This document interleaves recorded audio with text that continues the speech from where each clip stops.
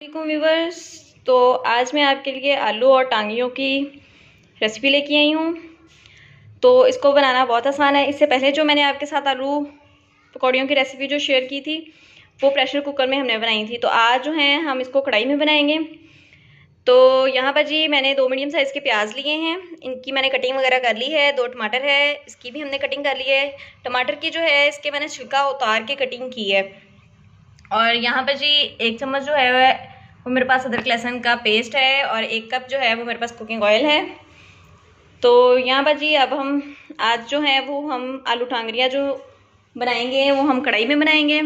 तो चले जी हम जो है वो अपनी रेसिपी को शुरू करते हैं। तो बिस्मिल्लाहिर्रहमानिर्रहीम। यहाँ पर जी कढ़ाई में हम जो है वो 1 कप के करीब जो है वो कुकिंग ऑयल शामिल करेंगे।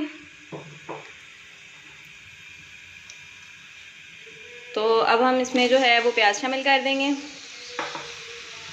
यहाँ पर जो प्याज है इसको हम जो कलर है वो गोल्डन सा देना है इसको।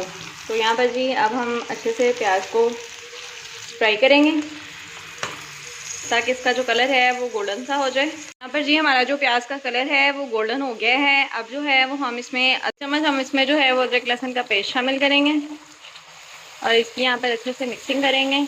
तो यहाँ पर 1 से 1.5 मिनट तक अदरक लहसुन की भुनाई ख़त्म करने के बाद हम इसमें थोड़ा सा पानी शामिल करेंगे।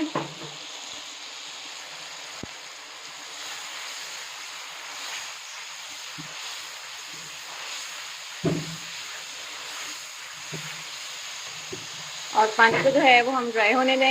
अब हम इसमें टमाटर शामिल करेंगे और इसकी अच्छे से मिक्सिंग कर देंगे। तो यहाँ पर जी टमाटर को जो है वो हमने थोड़ा सा नरम होने देना है। तो सबसे पहले जो है वो हम टमाटर को थोड़ी देर नरम होने देंगे और मसाले वगैरह जो हैं वो हम टमाटर जब नरम हो जाएगा तो उसके बाद शामिल करेंगे। अब जी हमारे जो टमाटर हैं वो नरम हो गए हैं। अब हम इसमें 1 टेबलस्पून जो है वो नमक शामिल करेंगे, 1 टीस्पून लाल मिर्च पाउडर, हाफ टी स्पून जो है वो हम इसमें हल्दी पाउडर शामिल करेंगे। और यहाँ पे भी जो हमारे पास है खुश्क धनिया पाउडर 1 टीस्पून जो है वो हम इसमें खुश्क धनिया पाउडर शामिल करेंगे। हाफ टी स्पून के करीब जो है वो हम इसमें पिसी हुई काली मिर्च शामिल करेंगे। 1 टीस्पून जो है वो साबुत जीरा शामिल करेंगे। तो अब भी हम मसालों को मिक्स कर देंगे अच्छे से। यहाँ पर जी हमने इसमें थोड़ा सा पानी भी शामिल करना है। तो अब जो है वो हम अच्छे से मिक्सिंग करेंगे मसालों की।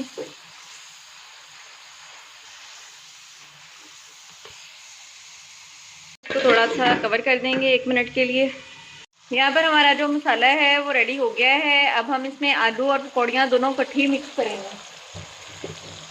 तो यहाँ पर जी इसमें मैंने आलू डाल दिए हैं और यहाँ पर भी हम इसमें पकौड़ियाँ मिक्स कर देंगे।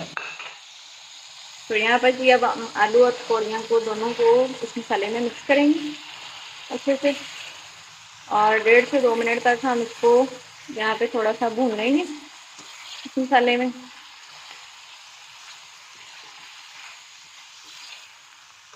तो यहाँ पर जी मैंने आलू और पकौड़ियों की जो है वो भुनाई कर दी है। अब हम इसमें पानी शामिल करेंगे। 4 गिलास जो है वो मैं इसमें पानी शामिल करूँगी। यहाँ पर जी मैंने जो है वो पानी शामिल कर दिया है। इसमें 4 गिलास के करीब जो है वो मैंने इसमें पानी शामिल किया है। और यहाँ पर जी अभी हम इसको कवर नहीं करेंगे। यहाँ पर जो है वो पानी को जब एक बॉयल आ जाएगा उसके बाद हम इसको कवर करेंगे। तो यहाँ पर जी हमारे पानी को जो है वो बॉयल आ गया है। अब हम इसको 10 से 12 मिनट के लिए दम वाली फ्लेम पे जो है वो दम लगा देंगे।